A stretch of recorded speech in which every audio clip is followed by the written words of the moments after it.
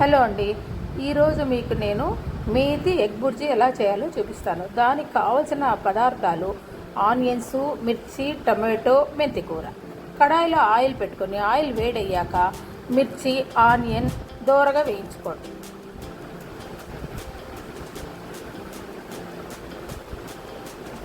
ఆ తర్వాత టమాటాలు కూడా వేసి కొద్దిగా వేయించండి. టొమాటోలు వేగిన తరువాత కడిగి పెట్టుకున్న మెంతి కూరని వేసి సన్నని మంట పైన బాగా పచ్చివాసన పోయే వరకు లైట్గా వేయించుకోండి.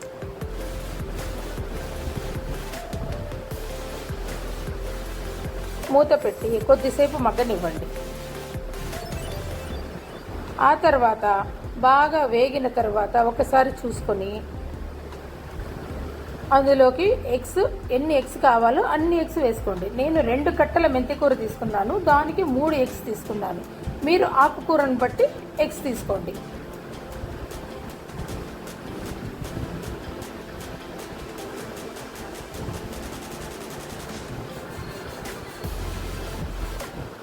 ఎగ్స్ పగలగొట్టుకున్న తర్వాత స్టవ్ని హై ఫ్లేమ్లో పెట్టుకొని బాగా కలిపేయండి.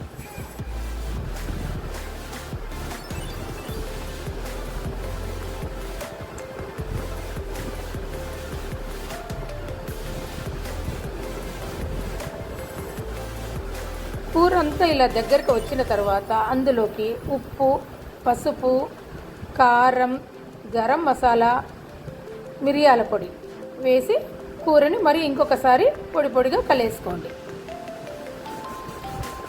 ఇందులోకి మిరియాల పొడి కంపల్సరీగా వేయాలి, ఎందుకంటే ఎగ్ నీచు వాసన రాకోకుండా ఉంటుంది కాబట్టి మిరియాల పొడి వేసుకోండి.